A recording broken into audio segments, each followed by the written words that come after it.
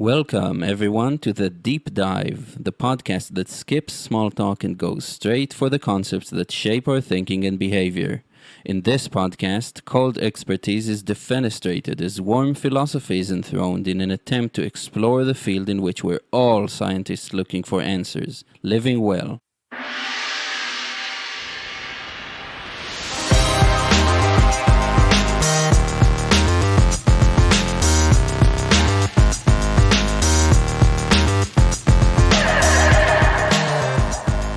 Hello, world. Welcome to another episode of the Deep Dive with Eyal Shai. Today I'm joined by Mattias in space. Hi, Mattias. Hi, all. Thanks for having me. Yeah, it's really good to have you here. And without further ado, I'd love to hear from you. What is an idea that has been helping you live well and that you'd like to share with us? Great. Yeah. Well, it's kind of a constellation of ideas, really, but something I've been interested in lately and trying to build on step by step is my relationship to my emotions, which has been a lifelong journey for me. And a big part of that has been learning how to recognize when I'm repressing what I'm feeling in order to conform to some ideal mode of behavior.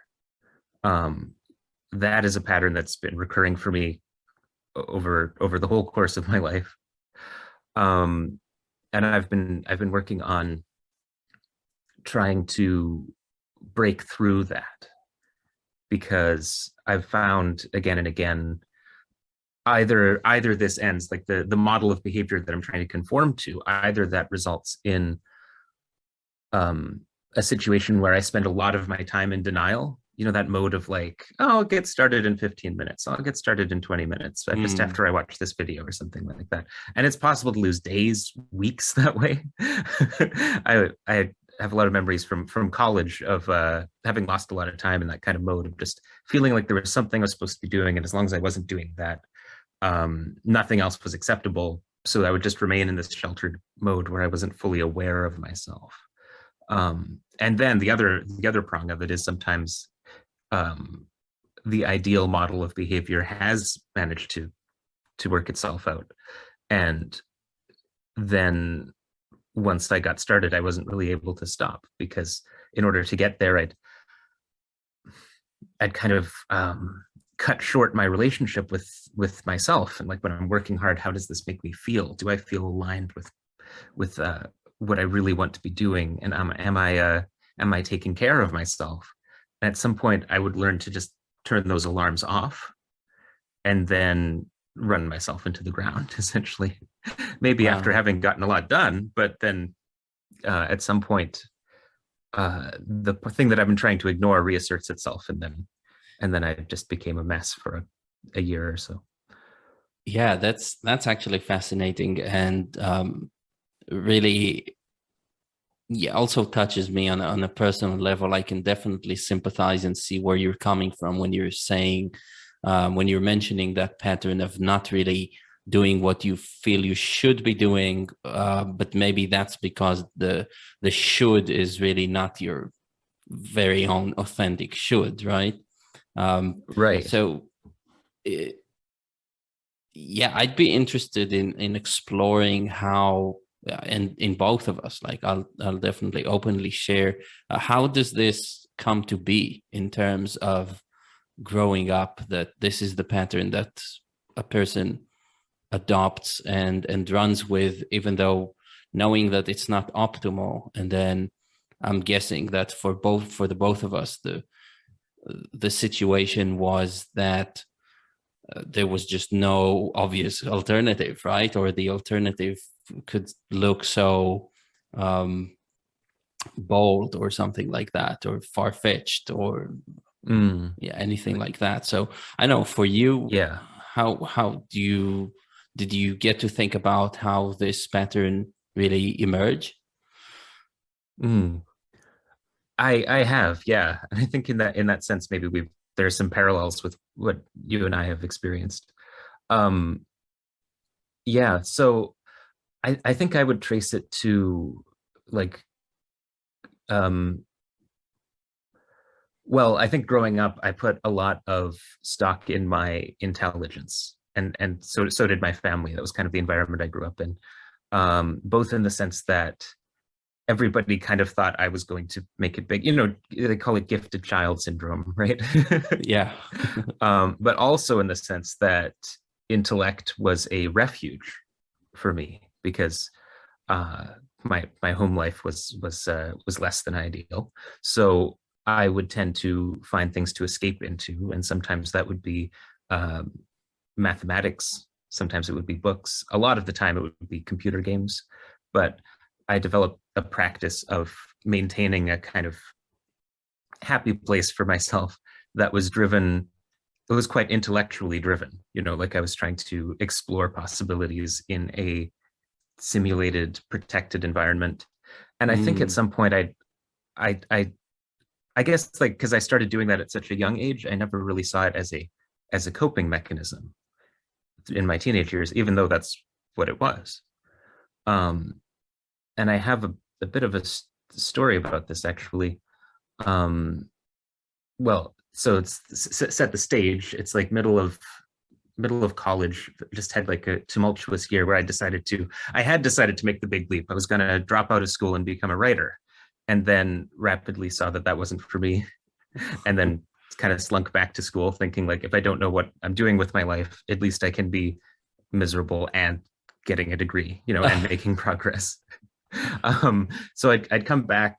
This coincided with the tumultuous relationship, like my first serious relationship, which had fallen through very rapidly and left me with some damage. And I was talking to my next youngest sister at the time. I have two younger sisters, and she had just entered into a relationship, and she was really excited about it, and she wanted to tell me about it, and I would kind of nod along in this like Skype conversation we were having, right? I would nod along and kind of minimally acknowledge what she was telling me, and then try to redirect to something else that we would more accustomed to talking about, like something intellectual. Right. And I was so persistent with it that eventually, like, she was hurt, and she called me on it and was like, this isn't what I want to be talking about. I want to talk about how I'm in love. and and I recognized in that moment what I was doing. You know, that I was directing things away from what was making me uncomfortable and bringing up this recent pain to something safe.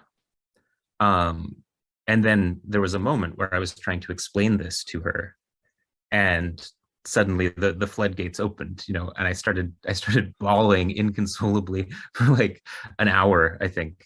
Um, and I was so rattled by it that I thought like, okay, something's seriously wrong with me. Although at the time I didn't really have the means to understand what it was, but that was a moment where it became really clear what I'd been doing so often up until that point in my life, that like the using the intellect to escape, and using like the goal of getting things done or creating new ideas as a way to escape from the emotional realities of my situation.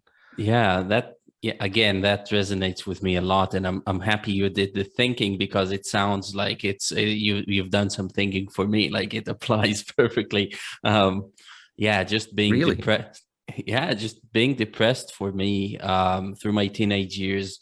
I was still on the outside a very smiley person, I think, but definitely thinking back, I see myself, yeah, like sitting in front of the computer, well past bedtime, which I should have gone to bed, and just staying there and kind of not wanting to be alone with myself in any meaningful way. But your anecdote reminded me of a funny anecdote on my part, which was, it wasn't very funny at the time, but actually in real time, I think I appreciated it as very funny. But I had a friend at the time who I opened up to at some point. It was like, I'm depressed. You know, I have really bad thoughts, like thinking about death and stuff, and like suicidal ideation, stuff like that, which thankfully I never acted on, but it did bother me and did run through my mind rampantly. And I opened up to him and was like, dude, you have to tell your dad that this is something that you're going through. I know it's uncomfortable and, but family's family. Like, you should know, maybe you could come up with something. So I was like, okay, he's right. I'm going to walk up to my dad and I'm like, Dad, okay, maybe we should sit down, and I have something to tell you. And I'm like, I don't want to freak him out with this stuff. It's super serious. It's so heavy. And he's just sitting there and he's looking at me, waiting for me to say. And it's like, and I'm like, I just stuttering and stammering, and then at some point he just blurted out, "It's like, oh, you're gay." Like, what? Like, no, I think I laughed at the moment. It was like, that is clearly probably for him, I don't know, the worst thing he could have thought about that would happen to a person. And I'm like, no, that's such a bizarre thing that you would think that of all the like really serious things. And it's not even that serious. But I'm like, no, I'm just depressed, and I don't know what to do with that. And I think that was eventually a cul-de-sac. Like, my dad is just not of a generation that's able to offer much. But it was good to let my guard down and just put the cards on the table.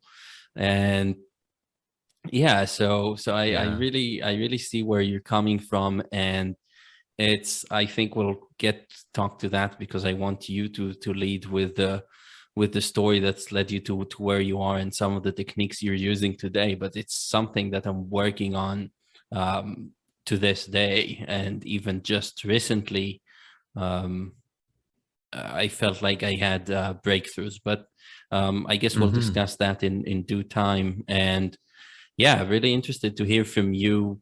What were some of the early experiments or thoughts that you had about going about solving this problem? Yeah, very, very good question. I wanted to say in response to your story that um, it really highlights, I think, that opening up, especially if you're used to bottling things, is pretty risky, right? Because you don't know how it's going to go. And it like from that story, I'm hearing it had a similar vibe to as if you were trying to come out to him, right? Because it felt similarly, um, I guess, shameful. Is that perhaps the Mm, wrong word? Or that there yeah, was some fear associated with just admitting to yeah. the dark feelings you were going through. Absolutely. I mean, I never Yeah. wanted to be a person who's just out there saying, like, waving my victimhood or something like that. Like, Mm-hmm. my mom Mm-hmm. died young when I was young, and she was young, but Mm-hmm. I wasn't going around. I think I was playing on that ticket a little bit in the early years, but I really wanted to just be done with these feelings and live a different Right. life. And I had no idea how to do that. So, um, yeah, in a sense, I guess you're right. Maybe he's not that crazy that it went in that direction. Yeah. Yeah. That feeling of like, and it doesn't always go well the first time uh to open up, especially something that up to that point you hadn't been telling other people about, because like you Mhm. didn't want to bother them, or you didn't think they'd understand. Yeah, like I very much level with Or that. I probably was acting weird in all sorts of ways, like, teasing people, wishing that they would ask me instead of me having to come forward with this in some way. So just acting Oh, a little interesting. bit bizarre, or just giving out hints maybe, but not really ever just saying it straight. Mm, yeah. um yeah, I think that lines up with my story too a little bit. That that moment of like um crying inconsolably out of nowhere tipped me off that something was going on. And I think especially after that, I started to, I guess I tried to, I don't suppose there's a better way of putting it, but open up this relationship with myself and like pull back the curtain on the feelings that I've been trying to avoid. And at first, I think it manifested almost as a kind of paranoia about my mind, my subconscious, right? Like, what else is being hidden from me by myself, right? And I felt quite clueless in that state. And when I did connect with the sadness, that also was problematic because I didn't know what to do with it. And there was a sense in which the repression was protective because just being alone, as one often, I think, a lot of people are in college because it's this weird kind of atomized environment where maybe you make friends or maybe you don't. That it was quite alienating and quite terrifying to be facing those feelings alone and then not really having enough support through that. So yeah, I just had to do my best, kind of look for opportunities to make connections, and otherwise, use distraction as a strategy.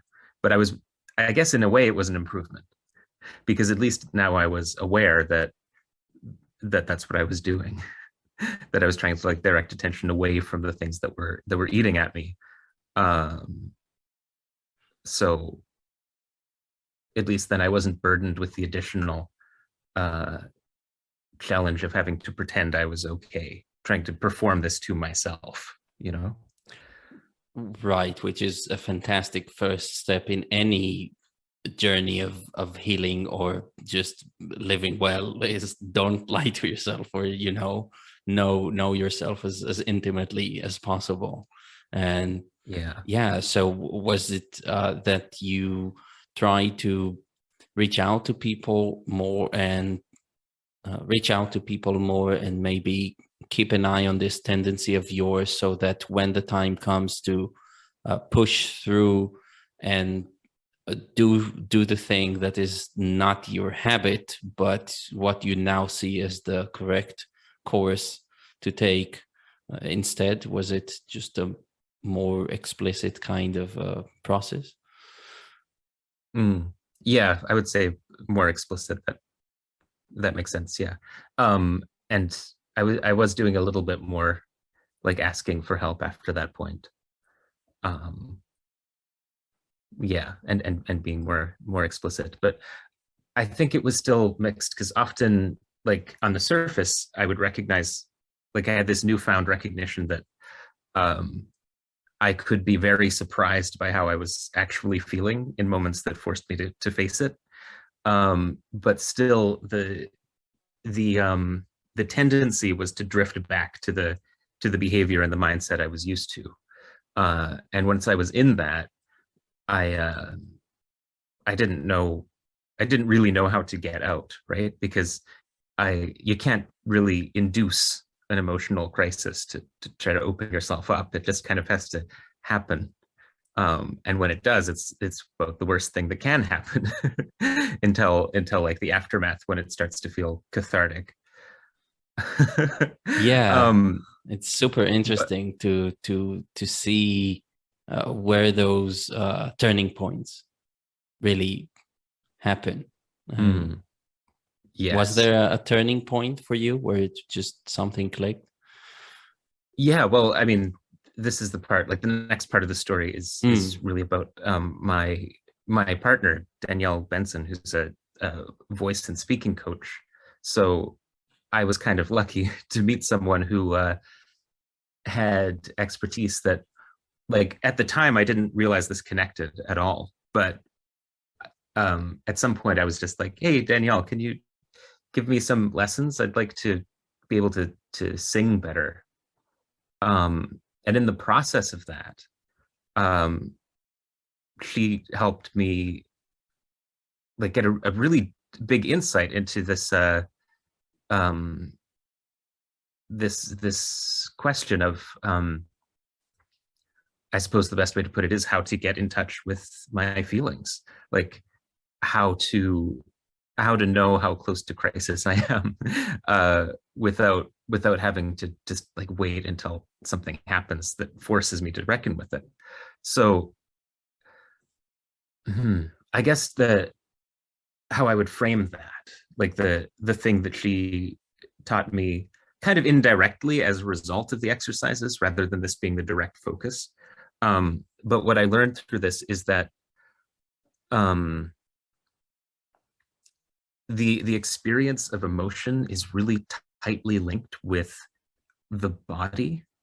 And I guess when I say the body, I find that there's a sort of a lack of effective vocabulary in this area, which is unfortunate. But I'm talking about the posture of the body, the like what the muscles are doing, and how they are all interacting to sort of hold a person up. So I had a few experiences early on with her training, like when she was giving me lessons, where her goal, which was in some sense a technical goal, because like this is what was needed in order to like improve my voice and make me able to access more of it in order to sing. I needed to relax, which sounds maybe kind of simplistic, but it's very much not. Well, it's actually because, if you tell a person who hasn't relaxed in maybe years, relax, like what does it mean? How do you go about it? exactly, It's not simple. it's really a skill. It's something that has to be learned, or at least maybe not in all contexts, but like in a modern context.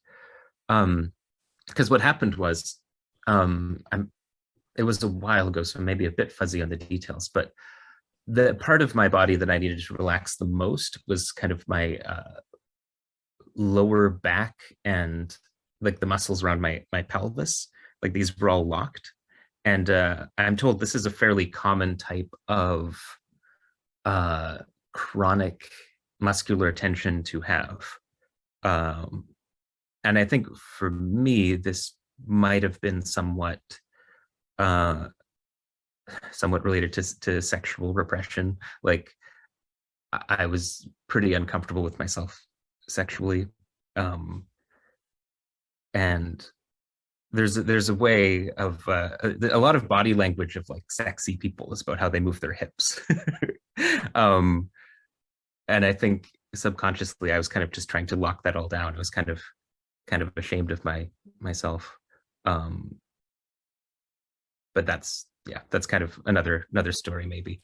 Yeah. And then the other aspect is posture, because like people who spend a lot of time sitting on a chair, especially like a not very comfortable one, um, it's kind of an unnatural straining way to sit. So it, it requires certain muscles to become tense and rigid, and then they sort of lock in this position. And that does have significance emotionally as well, or at least I got a really strong testimony to that through this exercise, where um, I had an experience where I managed to relax some of these muscles, and I immediately felt this wave of fear wash over me. And I was totally transported out of the exercise. Like it wasn't about singing anymore. Mm-hmm. Um, it was about, I guess, like an awareness of the vulnerability of my body, and uh, just everything I was afraid of that was apparently concentrating in this area. And what I found kind of bizarre about it is like that experience was like kind of almost the first time that I'd induced a crisis, an emotional crisis, without having something happen, without having something that pricked it. It was purely physical, and it was yeah, transporting, you could almost call it like a peak experience, right? Like something where all of the particulars fall away and there's just this overwhelming experience. It's like singular and total. But to her, she was almost like a trained nurse or something. Like she was, or a trip sitter. Like she knew it was going to be intense for me, and she knew basically how it was going to present, because this is often how it plays out. Huh. And like her background is in acting training, and a lot of acting training is kind of about loosening up, and taking down defensive barriers to like your own relationship with fear and desire and anger, like everything that you need to portray as an actor, right? Like that's often the thing that gets in the way of a person's ability to portray emotions in a character, is that they've kind of lost their relationship with it within their own bodies. That's this conversation is uncanny, because just as you were covering the ground related to embodiment, and that I was starting through my mind just first of all wanting to say that for me also, my wife is my savior when it comes to embodiment and all that. I'm almost the typical kind of cerebral person, and I always enjoyed sport, but not the solo ones, right? If there's a ball and a team, like I will play, but I was definitely not a very active person who seeks challenges, let's say, and trying to figure out my limits when it came to range of movement, to things like that, which today I have an understanding of how important it is. So it's just so here's another thing that kind of puts us in the same boat. And then as you were telling that, I was just starting to think about my recent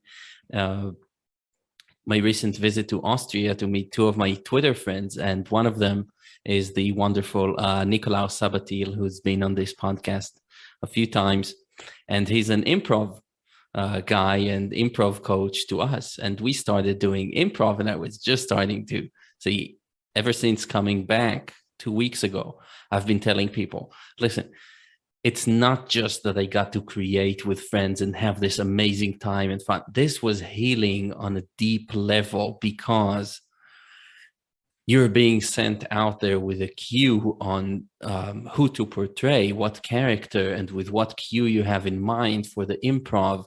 And then this is just like challenging your range of motion physically, right? Suddenly now you're being this other character that moves in a different way and is obviously,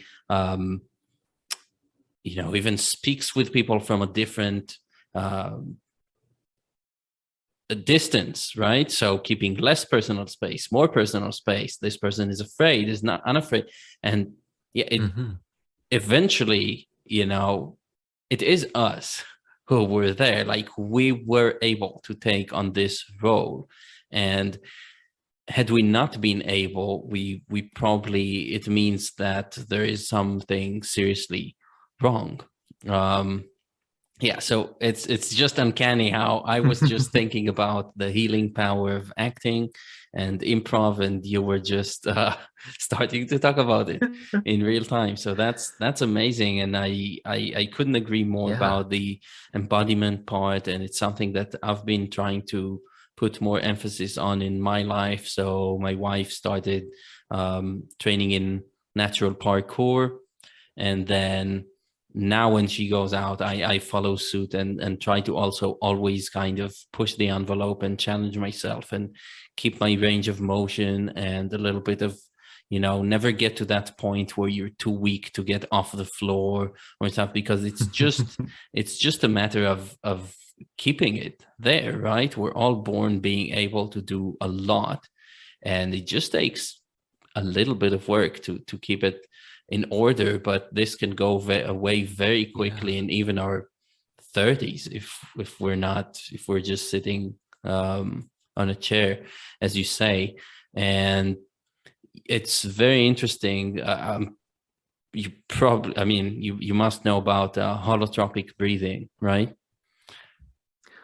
Oh, interesting. Holotropic breathing. Maybe Yeah. not by Oh, that name.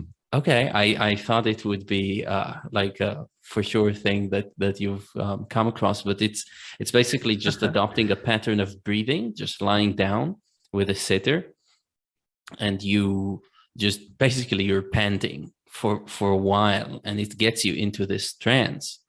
And eventually, for most people, it creates a crisis, just as you say. A lot of times it's expressed as shivering or even trembling, shaking, things like that. A Right. lot of crying. So it's really a psychedelic thing, and it's you, no substances other than the levels of CO2 and oxygen in your blood, which apparently is enough.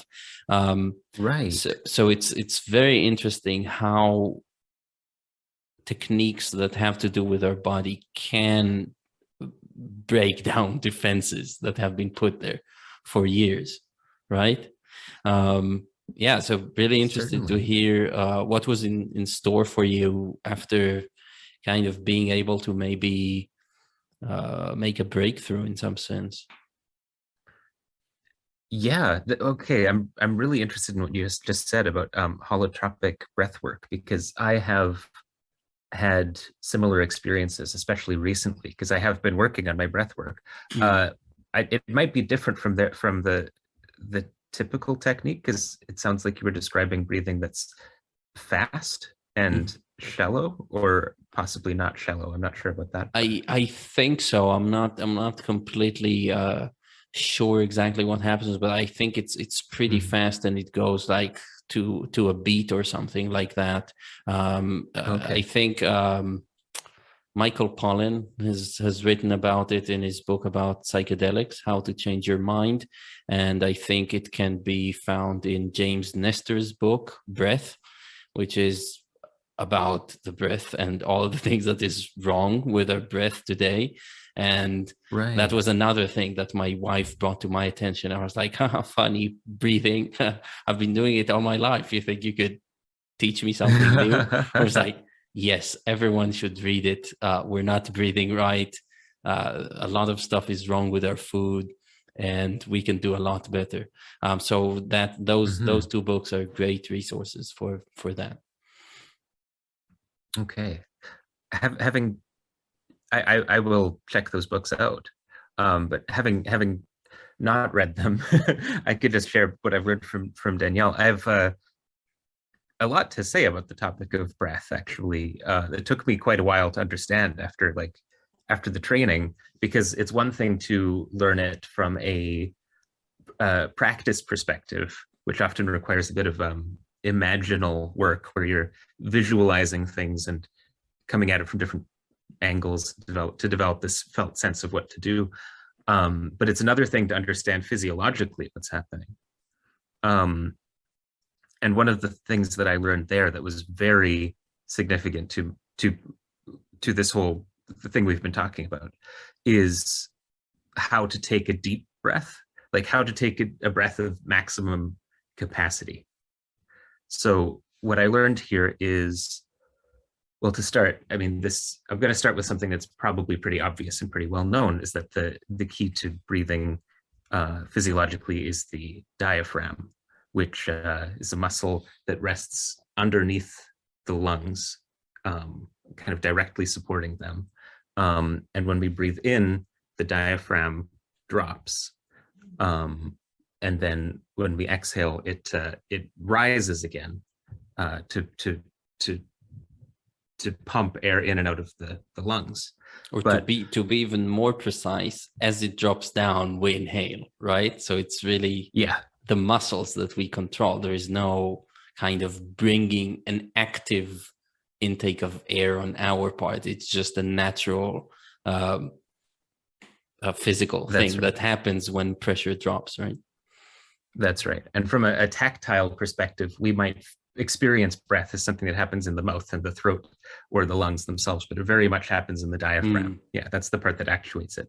And also, quite significantly, the inhaling is the part that is doing the work, and exhaling is relaxation, which I think we all have an intuitive feel for. When you breathe a sigh of relief, It's like some breath was trapped, and then you go, because that's the Right. sound of your muscles relaxing again, right? But the key thing about this, because people talk about chest breath and belly breath and like different kinds of breath, and what this actually corresponds to is the series of stages of pressure being applied to different parts of the body as the diaphragm tenses and basically moves things around. So the diaphragm isn't expanding into empty space. It's actually pushing the guts and the chest cavity down, and also somewhat out. So if your muscles, if there's tension almost anywhere in your chest cavity, the ability of the diaphragm to fully expand will be impaired, because that tension means that the muscle, well, it means if it's tense, it can't relax. If it's tense, it's not relaxed. When it's relaxed, the muscle can give way and allow your chest cavity to expand. Mm. So when people talk about belly breath, what they're referring to is when your abdominal muscles, like your six pack, when that is relaxed enough to accommodate expansion around the stomach. And a belly breath isn't on its own a sign of like a good high capacity breath, because that also depends on what other parts of your muscles are doing. So there's also, well, they call it chest breathing. Chest breathing is considered to be one of the worst kinds, like it's closer to hyperventilating. Mm-hmm. But actually, there are muscles like the intercostal muscles between the ribs. If those are tense, that reduces your ability to take a full breath. So to take a full breath,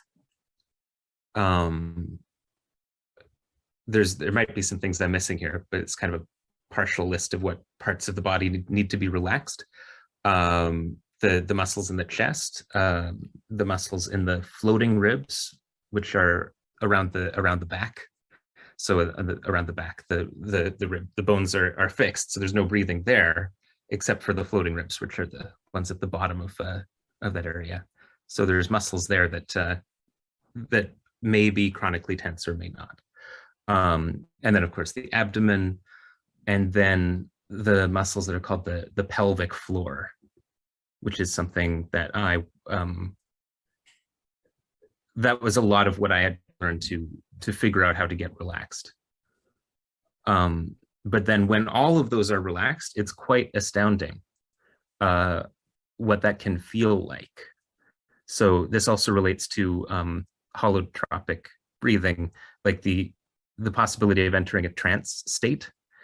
It can be achieved not just with rapid breaths, but also with slow maximum capacity breaths, which is something I got familiar with later on, using the things that I learned from Danielle, not just for voice work, but also for meditative work, like using the breath as a guide to where the tension was in my body.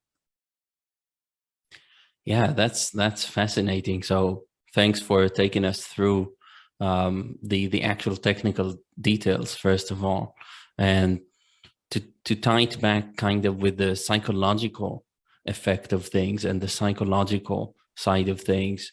What for you was the result of this? Is it a broadening of the spectrum of emotion, or is it just being able to more easily move from one emotion and just getting out of this habit that you had to go into the safe place of, which is yeah, by the way, how would you describe the mood of being in that of being in the safe space? Like, what is the mood there? Is it something that is negative, or is it numbness, or what is it exactly? Right. Yeah. So I would say, yeah, it is basically numbness. It's kind of emotion shrinking to a point so that I'm not even really aware of what I am feeling or not feeling. Right. And then the experience of the breath work is the exact opposite of that. It's a heightening of every kind of feeling, and everything is happening at once. um, there's a movie called My Dinner with Andre. Have you seen it or heard of it? I've heard of it, but no idea, really. Yeah, so it is a conversation between actors. And there are a lot of references like to interesting schools of acting and like strange rituals. It's like kind of semi-autobiographical at the same time. It's quite a fascinating movie. There's a line from it that just embedded itself in my mind, which is unfortunately, I'm going to have to paraphrase it. But the line is something like, when you have a moment of being acutely aware that you are alive, what comes immediately on the heels of that is an equally strong awareness of death.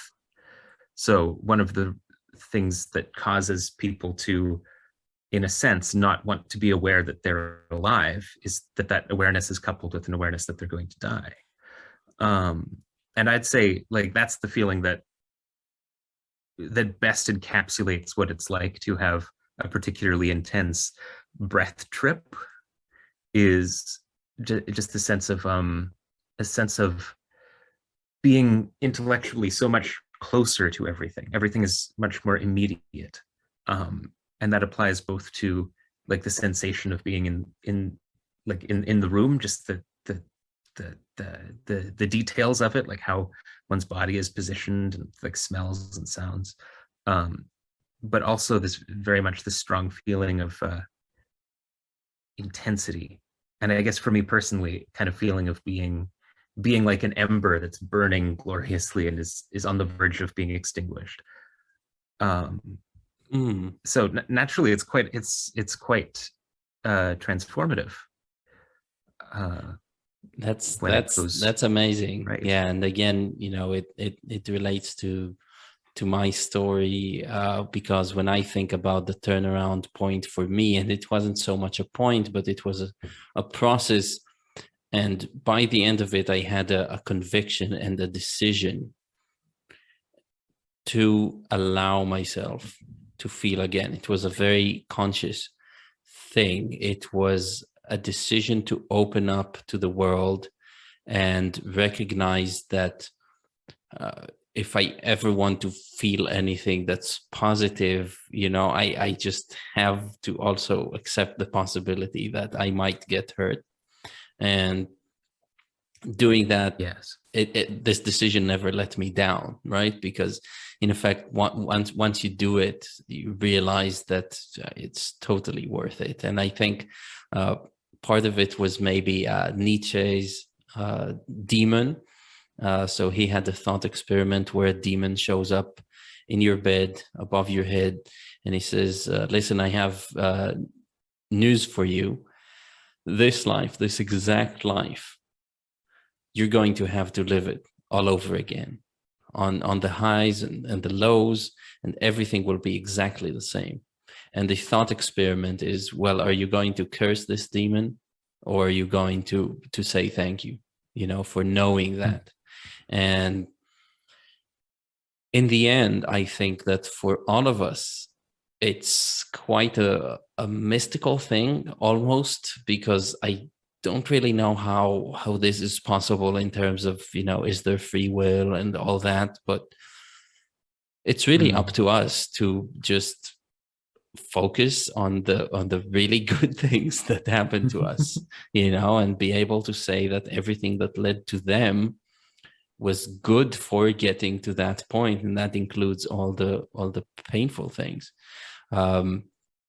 So yeah, I again very, very much feel that what you say is in accordance with what I was feeling back then. What I have been feeling is that there is a decision to completely surrender in some sense to what the world brings. And to me, an image I like using is just being either in a relationship, like I sometimes think of myself like, yeah, I will be a doormat in some sense. Like I will let the other person have the possibility of hurting me, because I want to be open and undefended.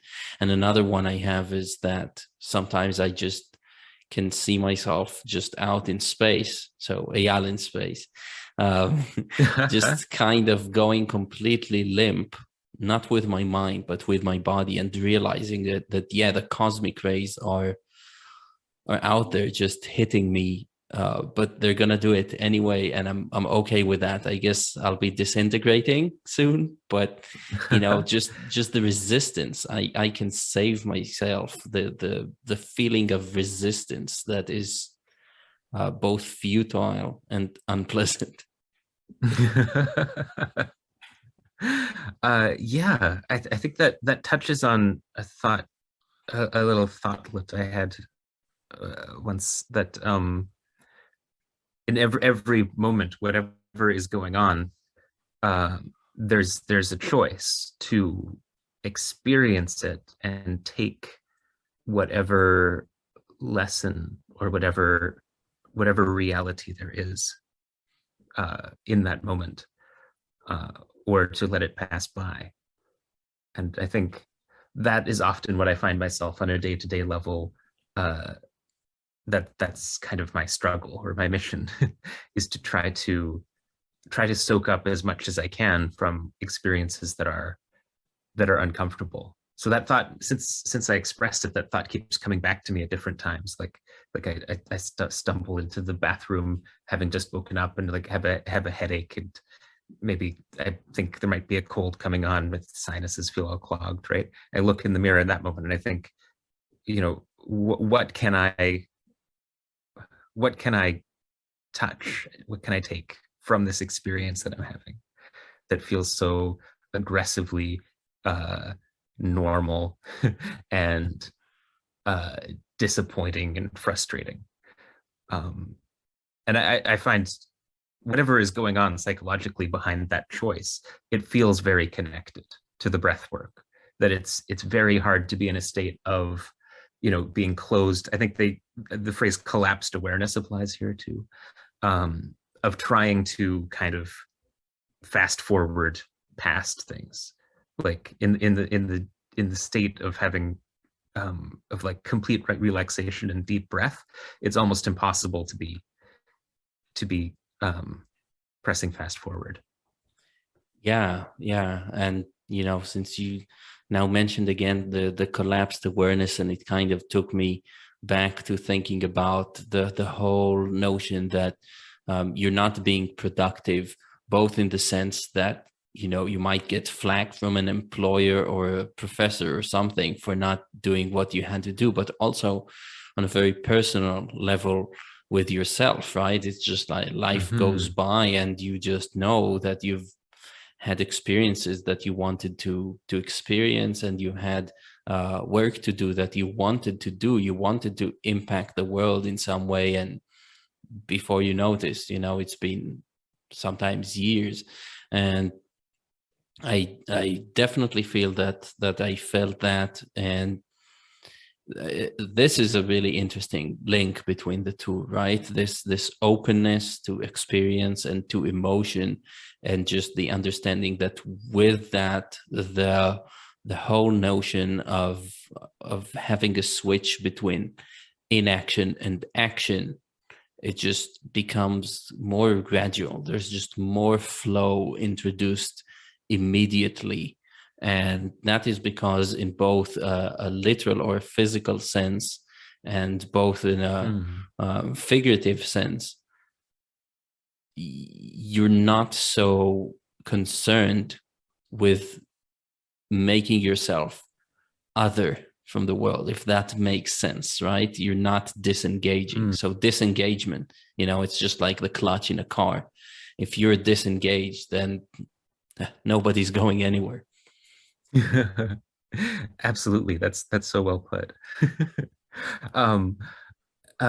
It relates to what I've been doing more recently based on this body work, and what feels like quite an important connection between breath and like somatic awareness, like bodily awareness, and this phenomenon, I guess, of flow, of being aware, of being in the stream of life. I think it's very connected to what I've come to understand is in the word love. That like quite a lot of the concept of love applies not only to loving other people, but also to loving yourself, which I think in our society often has a kind of vicious connotation, that self-love is selfish, it's self-centered, it's egoistic. All of these words are seen as bad, but I think actually self-love is part of it's kind of the point from which the other loves radiate, because I think in practice it's very difficult to truly love someone else if you don't love yourself, which maybe is a cliche, but it's there for a reason. Yeah. And also I think in the concept of loving oneself, so this is something I'm developing right now, is I call it somatic integration.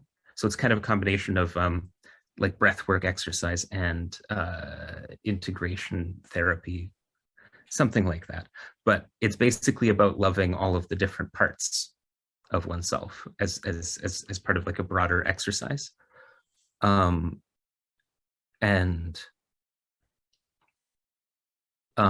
without going too much into detail with it, what came to me as a really important insight from this work I've been doing is that in times of crisis or heightened self-hatred or like chronic stress, often like this manifests as like an anger, just a desire, again, that desire to like exit, just be away from it all. And that in a sense, this is a betrayal of and this is going to sound really silly, but it's a betrayal of your liver, which is working very hard to purify your blood all the time just to keep your ungrateful ass alive. You know what I mean? Yeah. So I guess what I mean is like, not that I exactly have like a meditation practice where I give thanks to my liver, although what I'm working on is not too far from that. The reason I'm not doing that is just that I don't really have an immediate awareness of where my liver is or what it's doing. Mm-hmm. But it's this basically the spirit of it is to get away from stress by connecting with what all of the parts of my body, like both physiologically and psychologically, the parts of my mind, what all of these parts are doing, to keep me alive, to keep things going, and to just kind of be aware of the beauty of that, and the difficulty of it, and the miraculousness of it. And I find like after doing that, there's a mental state that I can approach where I feel profound gratitude toward toward the parts of myself. And also through that, I think for the universe, Yeah. in a broader sense, just the wonder of the whole phenomenon that I'm embedded in, and where like the concept of being embodied no longer seems like a burden, but it actually seems beautiful and seems like the conduit, or the way in which I am connected to the world is the way that I'm given physical form. Absolutely. I mean, for those listening who have listened to the episode where I do mention my concept of well-being and of living well, it is actually none other than sustaining mental health, basically, eventually. And it's not even mental, it's the mental and the physical together. So the body, mind, health, or whatever we want to call it. Yeah, what better way to learn about what a system is like when it's harmonized through time, i.e. is healthy, than to look at our body and see what an amazing machine it is, and how it's working towards sustaining itself. another day. And from that, a metaphor could be extended into the mental realm, so that we may enjoy the synthesis of these two, because I think the whole conversation here is pretty much blurring the line between the mental and the physical, which it's very much blurred. And some conditions that people have to endure, like anxiety or many and varied conditions, they lie right at the junction between the mental and the physical, and it's such a confusing thing for us, for most of us in Western culture at least, that it's very hard to identify this line. And I think the line is not really a line, it's a pseudo line. There's really no line eventually. Of course it makes sense to refer to organs as parts of the body and not parts of the soul, of course, like that. I'm not going to undermine that, but also remember that it's so important to kind of have metaphors and feelings, and it's not about taking it literally and be I don't know, for me, pouring praise on my liver or something like that. That's not the point. But as you say, it just kind of somehow transfers into a different realm of the mental, and it, I think, sorts things out there on that realm. And yeah, so that makes perfect sense to me, that any kind of meditation, by meditation I mean even deep thought, not necessarily just focusing on one thing or something like that, but any type of meditation focused on the way our body is healthy, i.e. harmonized through time and self-harmonizing as well, is probably good for eventually the experience in consciousness that we're having. And of course, whatever goes through our consciousness is all we have at the end of the day. I really agree with that. I think it's what I've found especially useful is the sense that I don't need to have effective answers to these questions about where the mind body like where to draw the line between mental and like somatic phenomena. I don't need to know if I strive for maximal awareness. That's a practice that I can get better at, and it has enormous rewards, and it doesn't have anything to do, in a sense, with like what the answer is, what the final answers to these questions. Yeah, absolutely. So wondering, where has this journey taken you, and do you still recognize that maybe at the base, like there is a basic habit that is just, after so many years of being of one disposition, is hard to get rid of, but do you notice a change towards something, a different way of being, where you are more and more habitually just more open and enjoying better flow? Very much so. I sometimes feel a little bit of regret that there is not a lot of video evidence for the kind of person I was like as a child or as a teenager, because I think if I showed that to people, they would be a little surprised at how far I've come. So yeah, I do think I am much more open than I used to be in a lot of ways. And also, like, I am gradually building resilience in this more open state, which is mostly a matter of recognizing when I see that the circumstances of my life are dragging me away from it.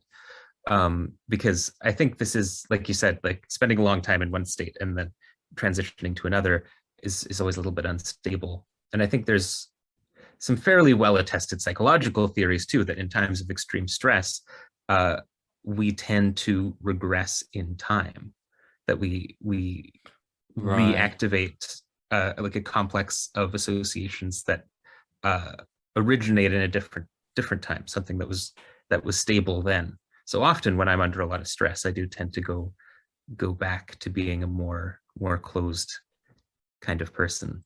But yeah, it's changed what my life feels like, and it's also irreversibly changed what I'm interested in, I think, because now the emotional world is so much more important to me than it used to be. And that's also so much what I want to bring to other people as well. Like I want to introduce them to the experiences that I got to have.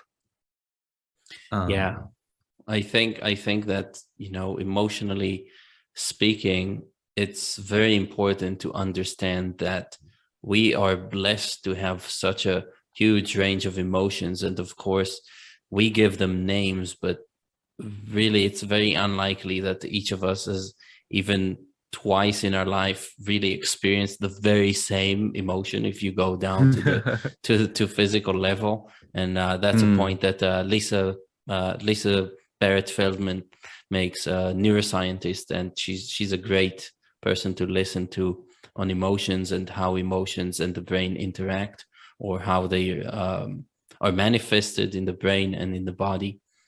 And mm-hmm. if we just realize that emotions are a response to some sort of stimuli, or is an attempt, as Barrett Feldman would say, to regulate our inner world.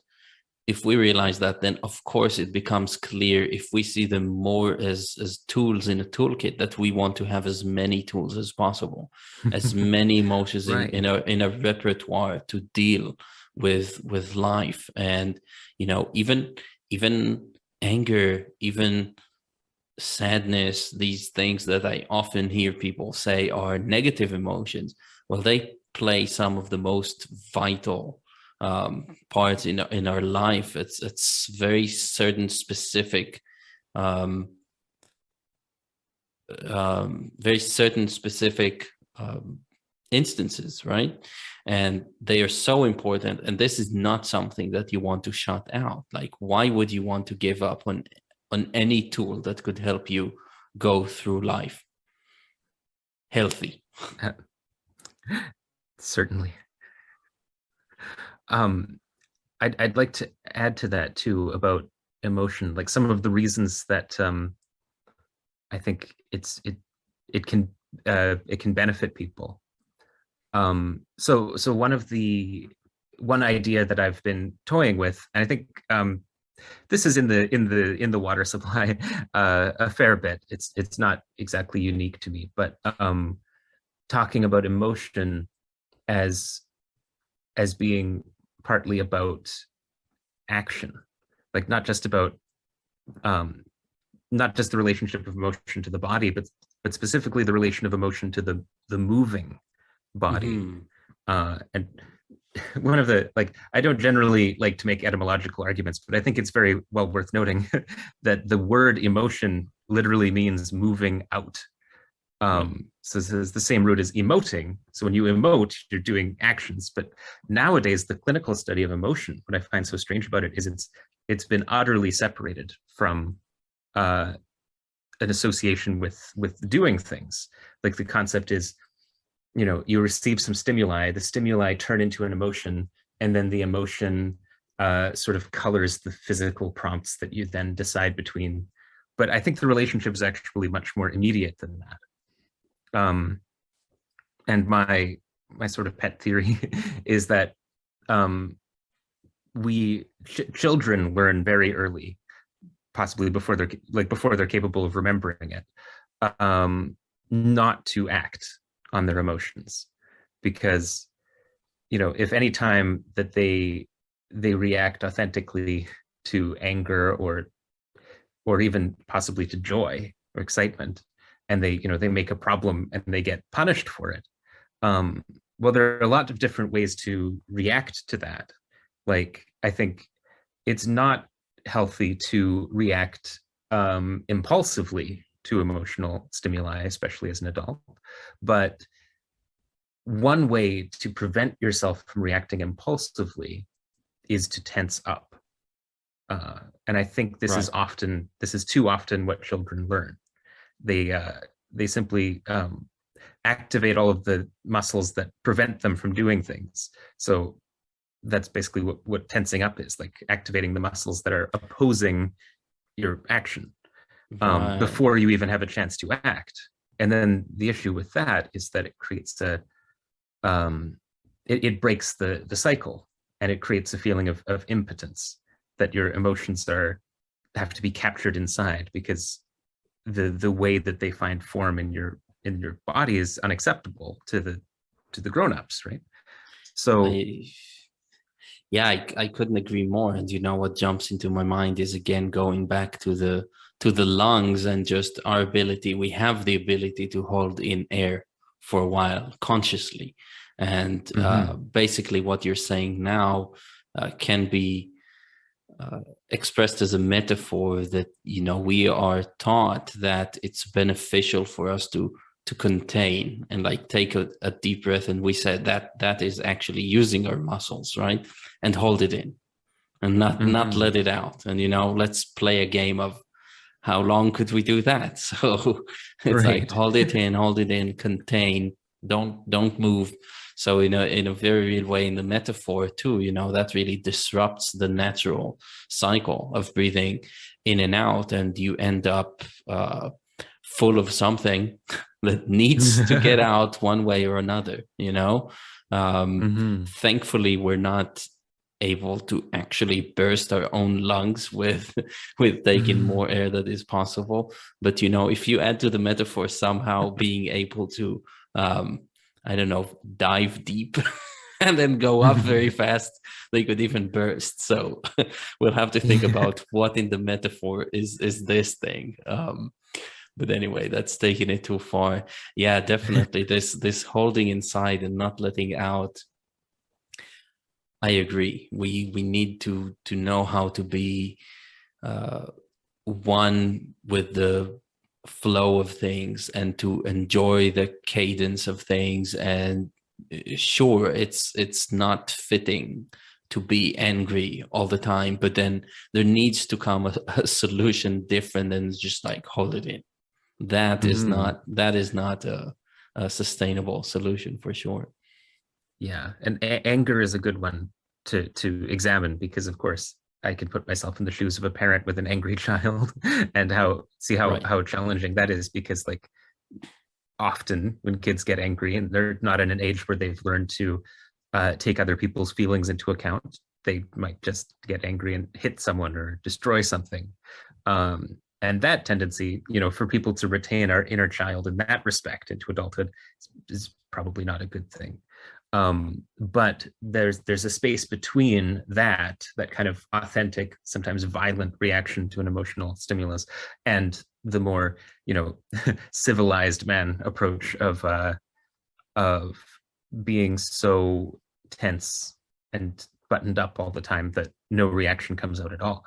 So I think the healthy thing, and probably what would be a good thing to teach to kids, but you know, you're never too old to start learning this, is basically learning to emote in that literal sense of like reacting to anger by doing things that people do, like waving their fists in the air. You know, you find some way of expressing anger that is personal to you, it suits you, doesn't involve hurting or destroying. That I think is much more healthy, because then the emotion is there to be reckoned with in the social space as well. Like other people can see that you're mad rather than everything staying inside, and you lose the channel of communication with other people as well, especially Right. around anger. I think anger is the most repressed of the emotions. Yeah, I think so. And you know, I will just say that the tragedy of raising children is that it's the worst scientific experiment, right? There is no control group. You only get to do it a few times in your life, and they have really different temperaments to begin with. So it's like nothing scientific about it.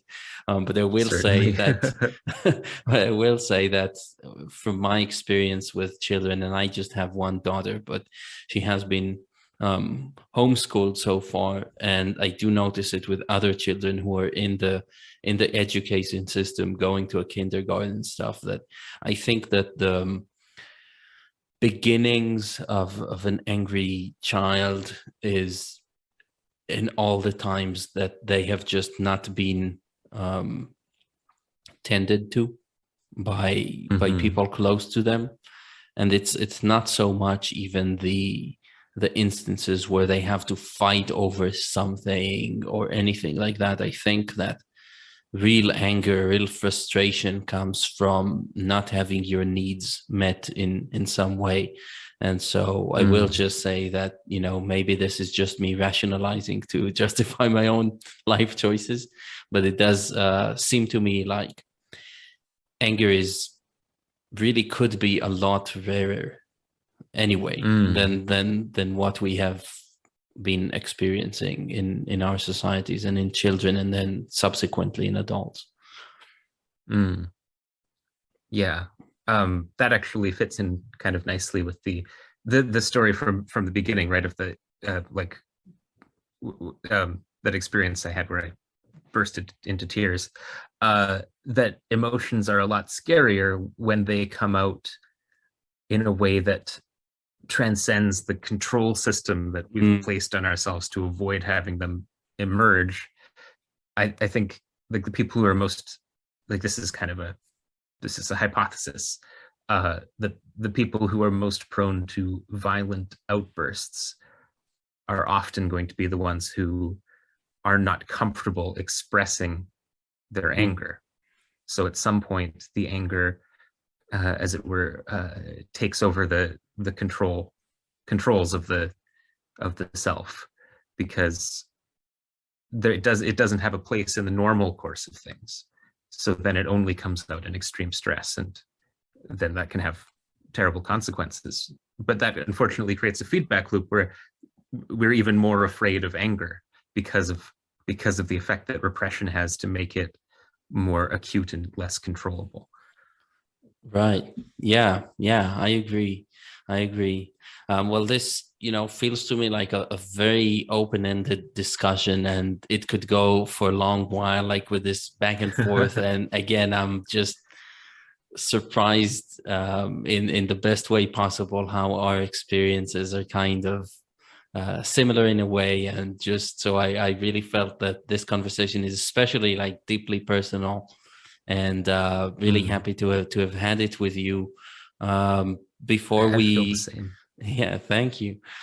Before we go, I'd love to hear from you if you first of all have any final thoughts or an epilogue maybe to this, and also if you want to lead people to any place on the internet, I guess, where your thoughts and where it could be found or anything like that, then you're welcome to do that.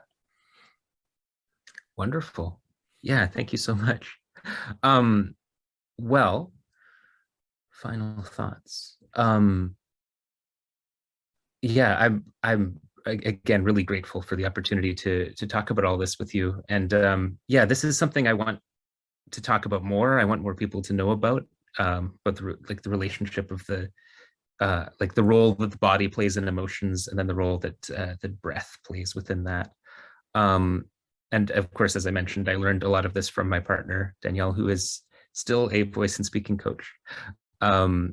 So she can be found at Inspired Coaching or at Stage Joy on Twitter. Okay. And I'd like to write more about this, but I don't have much published. But my writing is at Mattias in space at .substack.com, and I do intend to write more on this topic in the future. So yeah, check it out. So that will be a welcome addition to the world's greatest library, and looking forward to definitely reading about it and learning more. And yeah, thanks so much for coming on, Mattias, and looking forward to more conversation. Thank you so much. Yeah, it has been an absolute pleasure. Thank you.